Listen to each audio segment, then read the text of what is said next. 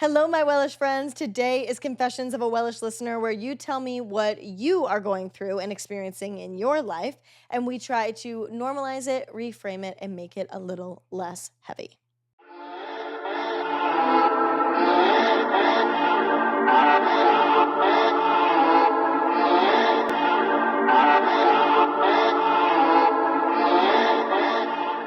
Reading through this month's confessions, there's a really solid pattern going on here, and that is realizing that your feelings are not always true. And having that realization is so powerful. Like, it is such a game changer to recognize that just because you think something, it doesn't make it true. But it's so easy to believe that the voice in our head is factual. So, coming to this realization that just because you are burnt out doesn't mean that you're lazy, or just because you feel guilty, it doesn't necessarily mean you're wrong. Just because you feel unsafe doesn't necessarily mean you're in danger. So, a lot of these confessions are really about learning the difference between feelings and facts. Let's get started right away with one that hits very, very close to home for me. This is something I have been so passionate about for truly so long. So, I'm so excited to read it to you.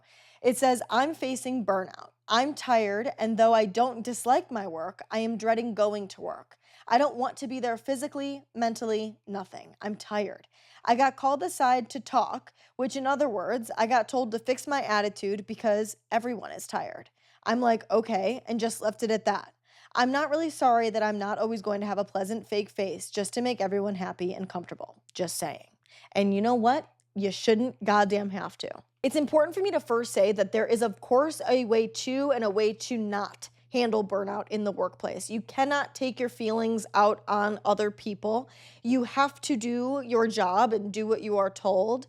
But if the concept is that your attitude isn't what they want it to be, truly, I don't love that. I understand that we have to have good morale for the company. I understand that we have to have a good attitude in order to not let the work environment turn cancerous.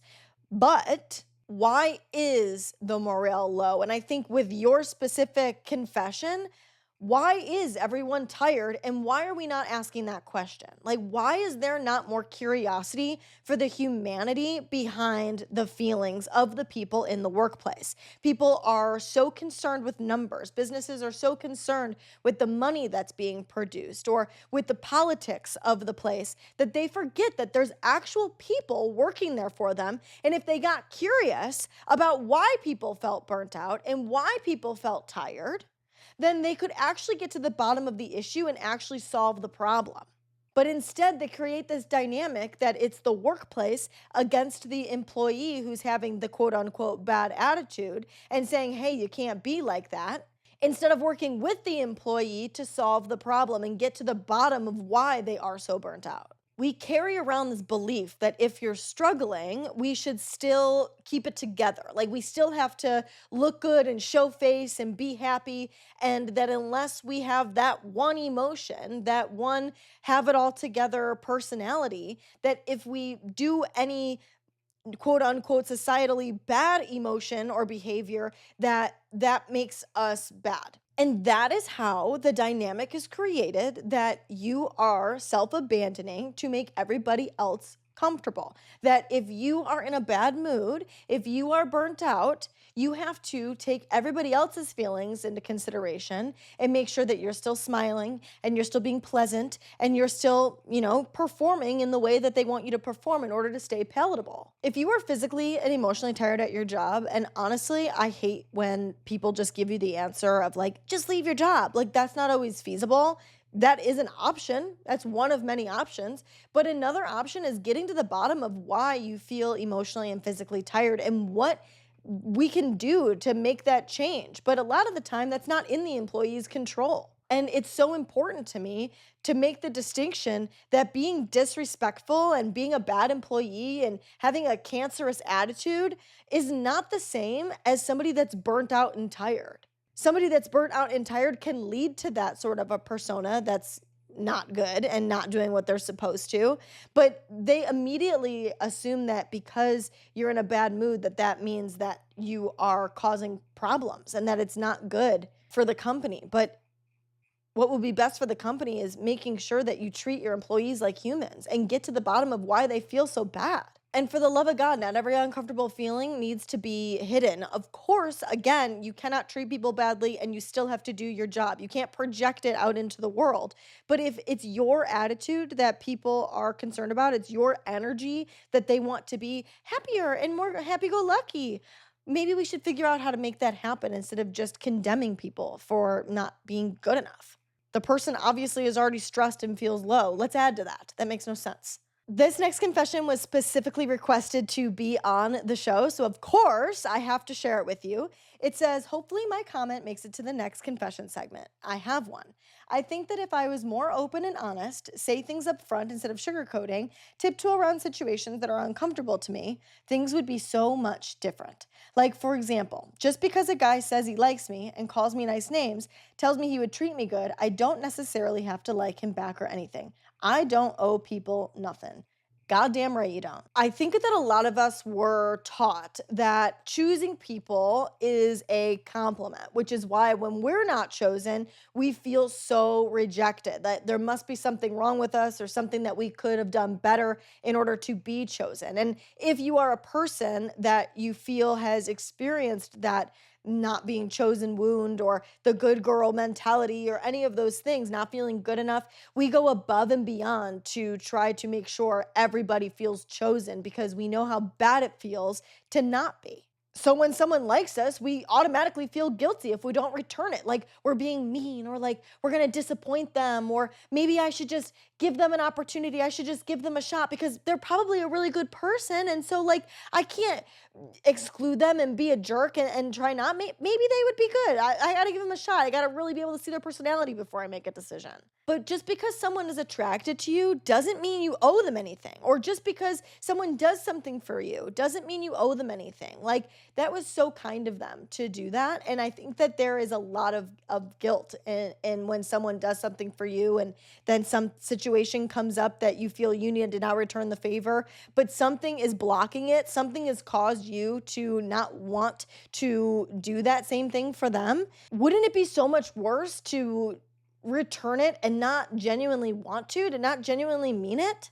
Think about if someone did that to you. That's an icky feeling. That's not you being genuine. That's not you being honest. You can appreciate that somebody did something for you without being responsible for making sure that they feel good. The next confession was a story that was DM'd to me from my post about the book Parable from Jay Shetty's The 8 Rules of Love. And I just thought the story was really interesting and a good example of transformation. So I wanted to share it with you guys. Hi, Sarah. Sorry to randomly bombard you with this crazy story about the passage you shared from Jay Shetty. I was at the lowest point in my life when I listened to his podcast, where he said at the end, manifest something ridiculous for the next year. So I thought I will become a speaker and meet Jay Shetty. I'm a single mom in Estonia, at that point depressed, broke, and out of a job. 2 months later, I had the 2 speaking engagements I wanted and an email titled Meeting Jay Shetty. I'm a book nerd, so the local publishers wanted to send me to London as this book came out. There were 2,400 people in the Palladium Theatre where the Beatles, Rolling Stones, etc. had performed, and he invited me up on the stage and sitting down on cushions told me this story in front of all those people. It was exactly what I needed to hear at that moment, and he gave me a rock so I never forget. A lot of people from the audience airdropped me the videos later. Anyways, thank you for sharing this passage. The thing that I love the most about this isn't so much that it happened. While that is such a cool story and I love that, and what a powerful thing for you to take with you literally for the rest of your life. But it's the fact that she wanted it before there was any evidence, like quite literally the least amount of evidence possible. But she told herself that that's what she wanted. And to me, that is so impressive. Like I really truly struggle with that myself. Like I don't understand how people can so clearly define what it is they want when nothing in their life tells them that it's a possibility. And then without fail, it seems to happen for people. And it's just this idea that most people don't stop themselves because they actually fuck up, because they fail. They stop themselves within their own mind because they don't think that they can get where they want to go. They don't believe in themselves. They don't believe it could be possible. They stop themselves specifically because they need proof first. Like, you need the validation that you're a person that could happen to before they ever make a move to be that person. It resonated with me a lot because I never wanted to post on my own personal Instagram. Like, I did it a little bit, of course, but I just always felt so scared of doing so. And this month I told myself that I was just going to do that. I was just going to, without evidence of anybody liking anything that I do, I'm just going to post it and put myself out there without fear and see what happens. And when I did that, I've now had in the last week 2 of posts really gained traction. I've gained over 2,000 followers. This is the most momentum that I've made in a while. And so, of course, this story just really resonated with me because you don't need proof in order to do the things that you want to do. The only proof you need is that it's in your mind and you want to do it. And sometimes that first step is letting yourself want it. Like, we stop ourselves because we feel cringe or embarrassed or like it isn't meant for us. Who the hell are we? Like, imposter syndrome. And we prevent ourselves from even allowing ourselves to want it because that's embarrassing. So being able to do that and then seeing what happens and seeing maybe if it's not exactly what we pictured in our heads, but what does transpire from allowing ourselves to want it. I just thought the story was so sweet and so cool. The 4th listener confession is very short and to the point, but so powerful. I've learned to contain my emotions / prevent from reacting, and in doing so, I've lost myself. Whoa, like that truly hit me because, of course, if over time you try to stifle your own feelings to stay palatable for other people or to make it seem like you have it all together or to be happy because if you have any negative emotion, people might not like you, that you would lose who you truly are. Because who you truly are all of those things, the whole version of you. Like, you wouldn't even be in touch with the things you don't like or the things that make you angry or the things that make you upset because you are trying to be so low maintenance that you have no standards and now you don't even know who you are anymore. This one just feels so important because I think that a lot of self-improvement and emotional intelligence content really makes us feel like we need to be smaller, like we need to be at peace and we need to be happy. And so through that, we stop expressing ourselves and asking for what we need and saying what we want and not reacting anymore because you're just trying to mindfully respond. But through that, you stop feeling like yourself. You lose connection with who you authentically are. And the goal is not to suppress your emotions. Ooh, did I get a little angry on that one? Sorry about that. But it's not. The goal is not to suppress your emotions. It's to be able to regulate them when they come up. It's being able to communicate them to people without giving them full control of you and how you respond. Like, emotional regulation is not you disappearing from the equation. It's not that you have to hide and suppress and only be the positive emotions. It's that you can be all of the emotions, even the quote unquote negative ones or emotional ones, uncomfortable ones, but that you can handle them with responsibility. Because healing and becoming your best self that we're all always trying to be shouldn't cost you your personality. It shouldn't cost you who you are and that you can never have an outburst again, that you can never have strong emotions again. Man, I just wish someone had said that to me sooner because I just think that it's so important to realize. This next confession was in response to a video I made about being too hard on yourself. And I had to throw it in here because it is similar to the confession we just talked about, but I love this conversation because I just truly in my soul don't think it's talked about enough how damaging self-improvement can really be. So this confession says, I thought this was going beyond from what we control, and you made a video about it. It's exhausting to scroll on any social media and find we have to improve on something or excel a skill. There are a lot of videos and essays full of tips like we are broken.